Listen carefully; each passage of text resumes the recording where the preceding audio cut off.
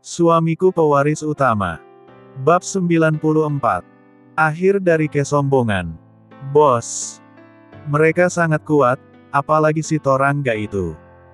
Di kota ini, siapa yang tidak kenal dengannya? Jadi cepatlah kalian pergi. Bujuk Bagaspati sangat berharap sekali. Omong kosong apa yang kau katakan itu Bagas. Orang seperti Torangga itu, tidak akan mampu berbuat apa-apa pada kami. Jawab Hendy kesal karena merasa diremehkan oleh bekas anak buah Iron itu. Benarkah? Jawab seseorang yang tiba-tiba saja masuk ke dalam gua itu dengan seringainya yang menakutkan. Ayah mertua. Ini murni kesalahanku. Jangan apa-apakan mereka.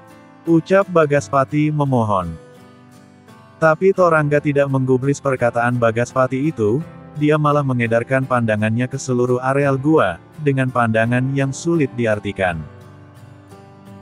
Sebaliknya di pihak Bagaspati, dia merasa keheranan, sekaligus terkejut, dari mana Torangga dan anak buahnya itu, bisa mengetahui jalan rahasia tersebut. Padahal selama ini hanya dia dan anak buahnya saja yang mengetahui jalan itu. Tapi ketika melihat ada beberapa orang anak buahnya berdiri di belakang Torangga, Bagaspati menjadi paham. Ternyata merekalah orang yang menunjukkan jalan rahasia itu pada Torangga. Kedatangan anak buahnya yang berjumlah ribuan itu dari pintu depan, hanya sebagai pengalihan saja. Mereka hanya dijadikan sebagai umpan, untuk mengepung kelompok Hendy, dan yang orang-orangnya itu. Kedatangan anak buah Torangga yang secara tiba-tiba tersebut, membuat anak buah Hendy tidak bisa berbuat apa-apa. Karena jumlah mereka sangat banyak sekali. Sedang mereka hanya berjumlah 170 orang. Walau mereka kuat, tapi jumlah lawannya jauh lebih banyak dari mereka. Ditambah lagi mereka rata-rata memegang senjata api. Jadi ketika mereka tiba-tiba muncul dari arah yang tidak mereka ketahui, pengawal Hendy merasa terkejut, dan membiarkan saja aksi mereka menodongkan senjatanya ke arah mereka. Di bawah todongan senjata api, yang diarahkan pada mereka, anak buah Hendy mau tidak mau harus diam juga, tapi tidak sampai menyerah. Ketika semua perhatian tercurah pada kehadiran orang-orangnya yang ada di luar gua, Torangga keluar dari lorong rahasia, dipandu oleh orang-orangnya Bagaspati. Begitu dia hampir keluar dari lorong itu, dia mendengar Hendy mengucapkan kata-kata yang sangat merendahkannya itu. Lalu merespon ucapan Hendy dengan berkata, "Benarkah?" Dan segera menampakkan diri. Bagaspati yang melihat kedatangan ayah mertuanya tersebut, tentu saja terkejut dan ketakutan, refleks saja berkata seperti itu. Tapi respon Torangga malah di luar dugaan, dengan tanggapannya yang sangat merendahkan sekali. "Kau pikir aku akan tertarik setelah kau katakan itu? Dasar menantu tidak berguna. Kau biarkan istrimu mati, bahkan ingin membela mereka. Tunjukkan siapa yang telah membunuh anakku." Tanya Torangga geram. "Aku," jawab Burgon berterus terang. "Dasar sialan. Matilah." Teriaknya keras, kemudian berkelebat ke arah Burgon, dengan gerakan yang lumayan cepat, dengan niat ingin membunuh Burgon dengan sekali pukulan. Tapi bukan Burgon namanya, kalau hanya dengan serangan lemah seperti itu akan roboh. Dengan tenangnya dia menunggu pukulan Torangga masuk. Kemudian dengan gerakan yang sulit diikuti oleh mata biasa, Burgon memukul ke arah perut Torangga, yang saat itu sedang terbuka, hingga pukulan itu sukses mengenai perutnya, dan "Buk! Uuk!" Keluh Torangga kesakitan, dan tubuhnya terpental jauh, dan jatuh ke tanah dekat dengan Bagaspati. Kuat juga orang itu. Baru kali ini aku dijatuhkan hanya dengan sekali pukulan, sebenarnya siapa dia? Batin Torangga dalam hati seakan tidak percaya, dan mulai kehilangan kepercayaan diri. Kemudian dengan dibantu oleh anak buahnya, dia berusaha berdiri, mengambil nafas, lalu berkata lagi dengan pongahnya, Aku Torangga. Tidak akan pernah melepaskan siapapun yang telah berani mengusikku, apalagi mereka. Jawab Bagaspati marah, sambil menunjuk ke arah Hendy dan Tuan Birawa serta Iron. Ditunjuk seperti itu, membuat Iron menjadi berang, kemudian dengan geramnya berkata, "Datang-datang langsung mengklaim, bahwa kaulah yang paling kuat, paling hebat dan paling berkuasa. Baru menghadapi anak buahku saja, kau sudah hampir mati apalagi jika berhadapan denganku. Kau anggap kami ini apa? Mentang-mentang jumlah pengawalmu banyak. Kau menganggap akan mampu mengalahkan kami?" Respon Iron kesal. "Siapa kau? Jangan ikut campur," bentak Torangga marah, kemudian meminta seorang komandan kelompoknya untuk menghajar Iron. Tapi, buk, belum sampai ke depan Iron, Leon dengan gerakan cepatnya, meluru ke arah komandan itu, dan langsung menghajarnya dengan 2 kali tendangan. Hasilnya, tubuh komandan tersebut terpental jauh, dan jatuh di depan bosnya sendiri. "Pingsan. Kau tidak pantas untuk berhadapan dengan ketua kami. Apalagi dengan tuan besar kami. Untuk menghadapimu, cukup pengawal rendahan yang lain," ucap Leon marah. "Kurang ajar. Ternyata kau memiliki keahlian bertarung tangan kosong. Katakan siapa namamu, sebelum aku cabut nyawa busukmu itu," bentak Torangga marah dan merasa tersinggung dan sangat kesal sekali. Barusan tadi dia dihajar dan dijatuhkan hanya dengan sekali pukulan oleh Burgon, itu membuat emosi Torangga menjadi sangat kesal sekali. Untuk kembali menyerang Burgon, dia khawatir malah akan mencelakainya, maka dia melampiaskan kekesalannya itu pada Leon, yang dia anggap lemah. Maka ketika dia berkata seperti itu, Torangga sengaja mengucapkannya dengan nada merendahkan lawannya. Mendengar perkataan yang sangat merendahkan tersebut, membuat Leon terpancing emosi, dan berniat ingin segera menghajar Torangga, tapi dicegah oleh Hendy, dengan merentangkan tangannya ke samping. Dengan langkah tenang dan pasti, Hendy berjalan mendekati Torangga yang sombong itu, dan berhenti sekitar 1 meter di depannya. Dengan gerakan yang sangat sulit diikuti oleh mata, dan tanpa basa-basi lagi, Hendy melayangkan pukulan terbaiknya ke arah tubuh Torangga, dan telak mengenai wajah juga dadanya.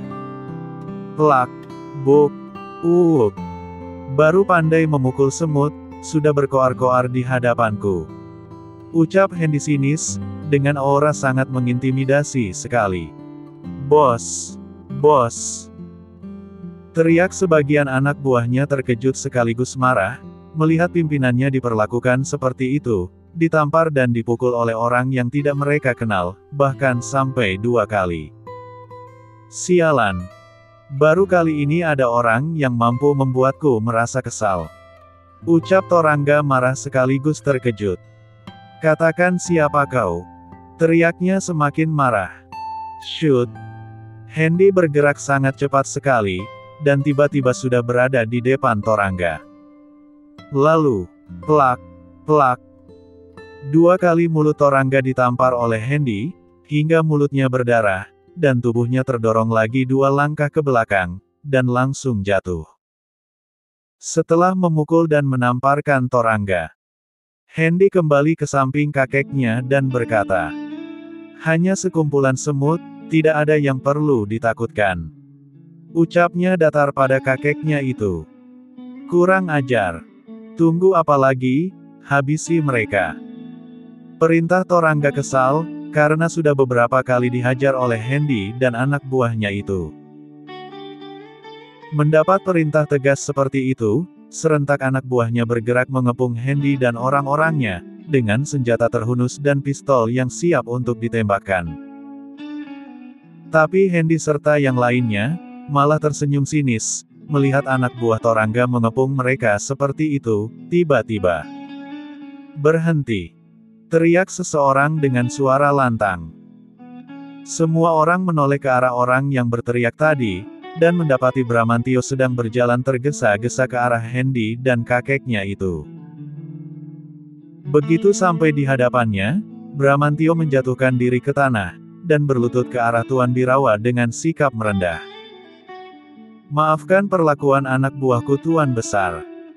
Saya tidak menduga kalau mereka berani memprovokasi Anda," ucap Bramantio ketakutan. "Bangunlah Tio," respon Tuan Birawa datar. "Terima kasih Tuan Besar," jawab Bramantio, atau Tio itu dengan nafas lega. Kemudian mengalihkan perhatiannya pada Torangga, lalu berucap, "Atas dasar apa kau berani memerangi Tuan Besarku ini?" tanya Bramantio marah. "Bos, mereka sendiri yang telah memulai perang ini, dengan membunuh anak semata wayangku si Mary itu," jawab Torangga berbohong dengan niat membalikkan keadaan. "Diam!" bentak Bramantio kesal. "Bos Tio. Aku Bagaspati, ketua kelompok Gagak Hitam. Orang itu adalah ayah mertuaku," ucap Bagaspati tiba-tiba datang mendekati Bramantio. "Apa hubungannya denganku?" jawab Bramantio kesal. "Ayah istriku datang karena ingin membalaskan dendamnya atas kematian putrinya, tapi dia datang dengan membawa sekian banyak orang-orangmu ke sini." Ternyata begitu," responnya lirih. "Tuan Besar, saya minta izin, ingin bertanya pada anak buahku ini dulu," ucap Bramantio sopan. "Silakan. Selesaikan masalah anak buahmu itu secepatnya karena aku tidak mempunyai banyak waktu di sini," jawab Tuan Birawa cepat. "Torangga, apa benar kau datang ke sini karena ingin membalas dendam atas kematian putrimu itu?" tanya Bramantio tegas. "Benar bos. Dan aku belum akan merasa puas jika belum membunuhnya," jawab Torangga berterus terang. "Apakah kau ingin menghabisi mereka semua?" Aku maunya seperti itu bos," jawab Torangga terlepas omong dan jujur sekali. "Tahukah kau siapa orang yang ingin kau habisi itu? Jangan kau kira mampu untuk menghabisi mereka berhadapan dengan seorang pengawalnya saja 100 anak buahmu akan binasa di tangannya. Apalagi untuk menghabisi mereka semua," respon Bramantio marah. "Bramantio, apakah kau akan melawanku, karena ingin membela anak buahmu itu?" tanya Tuan Birawa tiba-tiba. "Ampun Tuan Besar. Saya tidak berani. Urusan Torangga, biarlah dia yang menyelesaikan sendiri," jawab Bramantio ketakutan. "Suruh mundur anak buahmu itu, dan jatuhkan senjata kalian," respon Tuan Birawa keras. Baik Tuan Besar," jawab Bramantio cemas. "Tunggu apa lagi? Cepat jatuhkan senjata kalian, kalau tidak kalian akan mati. Jangan kira dengan senjata itu, kalian akan bisa membunuhnya, cepat!" teriak Bramantio tegas. Perang! Buk! Tuk!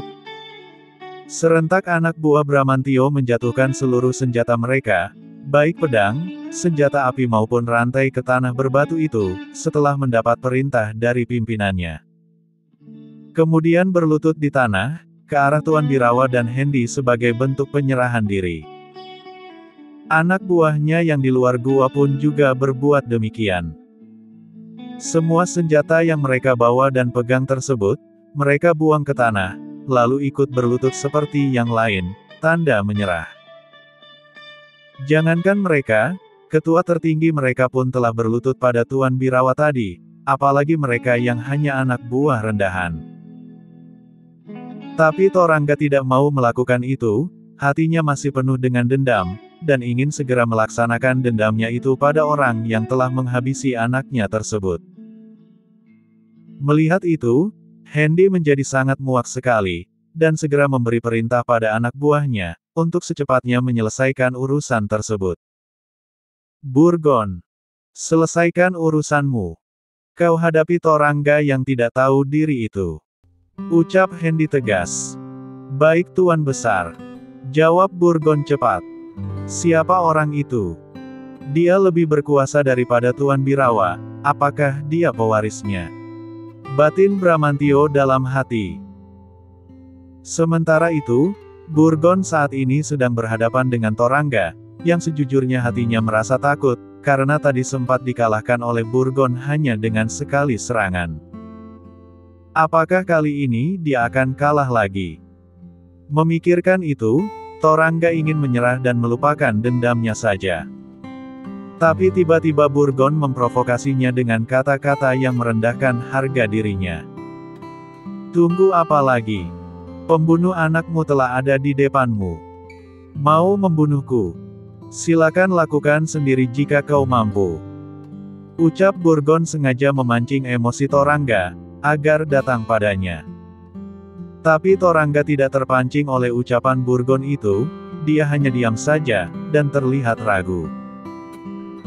Apakah ini orang yang sangat terkenal di kota P, dan sangat ditakuti oleh semua orang? Ucap Burgon dengan kata-kata yang terdengar sangat menyakitkan. Jangan banyak omong. Ayo hadapi aku. Kalau tadi aku kalah, itu karena aku lengah saja. Tapi kali ini, aku pastikan kau akan mati. Balas Torangga dengan emosi yang sudah tidak tertahankan lagi. Hentikan Torangga. Lupakan dendammu itu. Dia bukan lawanmu. Teriak Bramantio kuat, mengingatkan sahabat, sekaligus anak buahnya tersebut. Jika kau nekat meneruskan niatmu untuk membalas dendam, aku takut kau akan mati terbunuh. Percayalah. Orang itu bukan lawanmu. Ucapnya lagi dengan ekspresi khawatir. Aku tidak percaya ada orang yang tidak bisa kukalahkan. Aku Torangga, akan mengadu nyawa denganmu Burgon. Ucapnya dengan suara lantang. Hiya. Teriaknya kuat, dan langsung melancarkan serangan pamungkasnya ke arah Burgon. Des. Plak. Buk. 2 kali pukulan dan 2 kali tendangan kuat, diarahkan pada tubuh Burgon, tapi tak satu pun yang mengenainya. Padahal selama ini belum ada yang mampu menahannya apalagi menangkisnya. Tapi bagi Burgon, serangan yang dianggap kuat oleh pemiliknya itu, dianggap bagai jurus pemula yang sedang belajar silat. 4 serangan berturut-turut yang dilancarkan oleh Torangga dengan mudah dia tangkis, tanpa mengalami kesulitan sama sekali. Malah tindakan dari Burgon itu membuat tangan dan kaki Torangga merasa kesakitan dan ngilu. Menyadari serangannya tidak mengenai sasaran, membuat Torangga gelap mata. Dengan nekat dia menyerang Burgon dengan cara membabi buta, akibatnya satu pukulan telak dari Burgon, masuk mengenai dadanya, hingga membuatnya sesak untuk beberapa saat. Untuk beberapa saat tubuhnya terpaku diam, sambil mengatur nafasnya yang tidak beraturan. Sudah banyak serangan yang ia lancarkan, tapi tak satu pun mengenai tubuh Burgon. Benar-benar orang kuat. Batinnya dalam hati. Bagaimana Torangga? Apakah pertarungan yang membosankan ini, akan kita lanjutkan atau tidak? Atau bagaimana kalau kau menyerah saja, dan akui bahwa aku lebih kuat dan kau lemah? Ucap Burgon mengejek keadaan lawannya itu. Kau jangan senang dulu Burgon. Aku belum kalah, dan masih ada teknikku yang belum aku keluarkan. Respon Torangga kesal. Aku yakin kali ini kau pasti mati. Sambungnya lagi dengan tekad kuat dan yakin sekali. Aku ingin melihat, bagaimana rupa teknik yang sangat kau banggakan itu. Aku jadi berpikir. Jangan-jangan dengan teknik kacanganmu itu, kau mengalahkan lawan-lawan lemahmu tersebut, dan sekarang akan kau coba pula padaku. Aku sudah tidak sabar ingin mencicipinya. Siapa tahu memang kuat. Ledek Burgon merendahkan ucapan Torangga itu. Baik. Karena kau yang memaksa, maka jangan salahkan aku, jika kau akan mati karenanya. Reaksi Torangga kesal.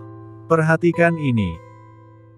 Ucap Torangga, sambil mengembangkan kedua kakinya ke samping, dengan telapak tangan terkepal erat, wajahnya memerah dan berkerut dalam, seperti sedang mengangkat beban berat. Tiba-tiba ada seberkas cahaya kemerahan keluar dari ubun-ubunnya, walau hanya sesaat, tapi bisa dilihat oleh Handy, Iron, Hans dan Leon, termasuk juga oleh Burgon.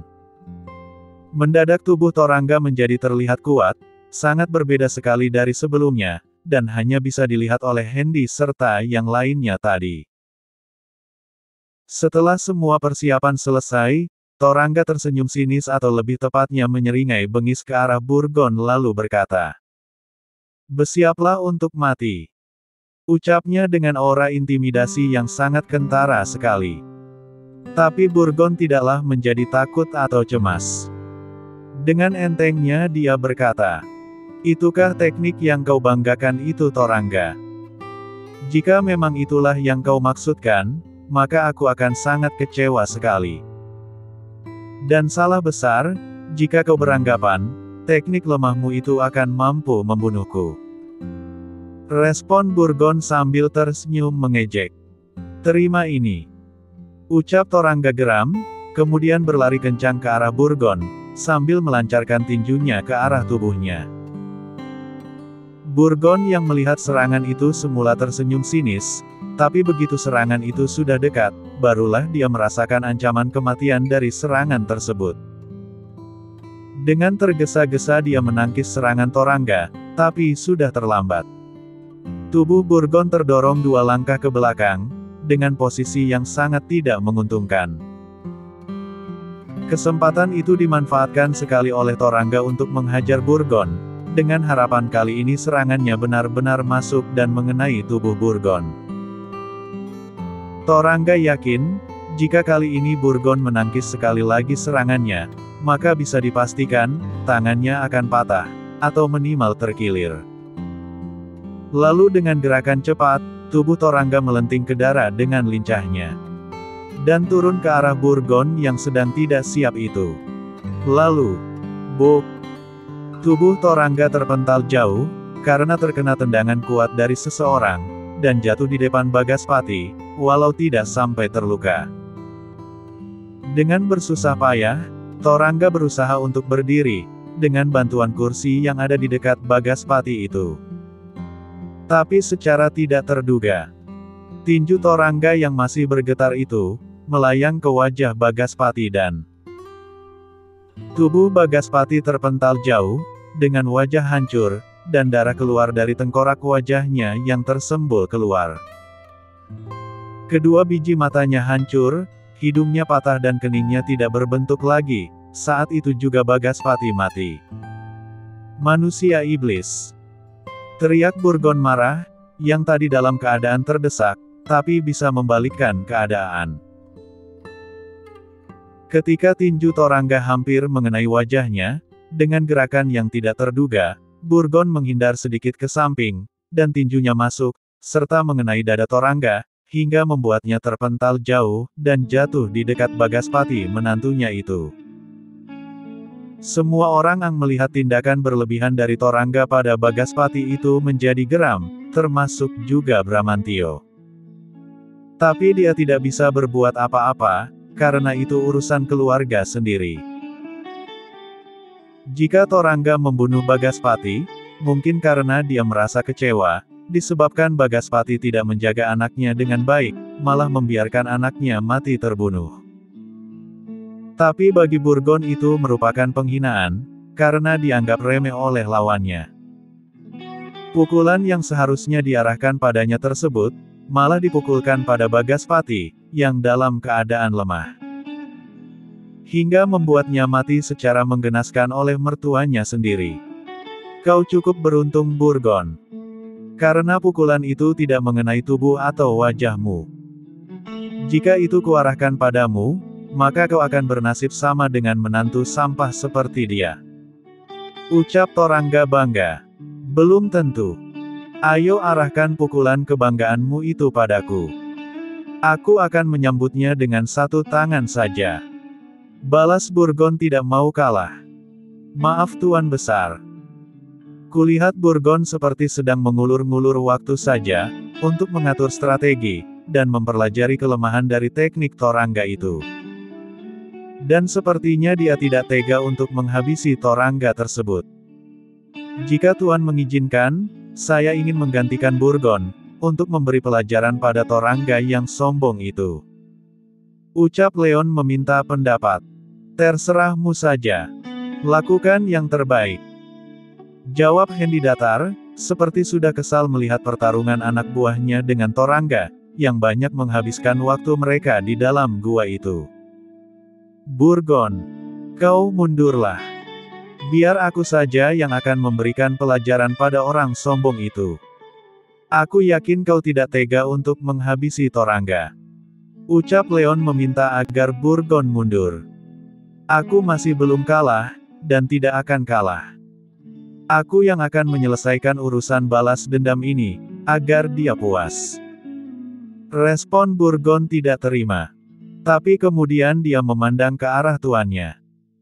Di situ dia mendapati, bahwa Hendy menyetujui usul dari Leon. Bukan karena menganggap bahwa Burgon lemah, tapi tidak sampai hati untuk menghabisi Torangga tersebut. Baiklah kalau begitu. Ucap Burgon tiba-tiba. Kau berurusanlah dengan kawanku ini. Lampiaskan kekesalanmu padanya, karena kau tidak mampu menjatuhkanku dari tadi, maka aku menyerahkan pertarungan kita padanya. Lakukan yang terbaik. Ucapnya lagi, kemudian berbaur dengan kelompoknya. Ayo kita mulai.